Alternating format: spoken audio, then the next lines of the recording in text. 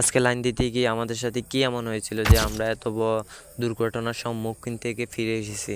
দেখেন আজকের এই ভিডিওতে আপনাদের সম্পূর্ণ প্রসিডিং দেখাবে এবং একটা নতুন লাইন সম্পর্কে ধারণা দেব।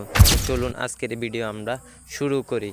প্রথমত আপনি দেখতে পাচ্ছেন আমরা একটা টিজি ভিতরে কাজ করতেছি। আমরা নতুন লাইন যেই লাইনটা দিব ওই লাইনটা তার এখানে টিজি বক্সের ভিতরে ঢুকিয়ে দিয়েছি। ঢোকানোর শেষ আমরা এখন কাজ করব। আমি এই টিজিতে এখন আমি তারগুলো জোড়া দিয়ে দিতেছি।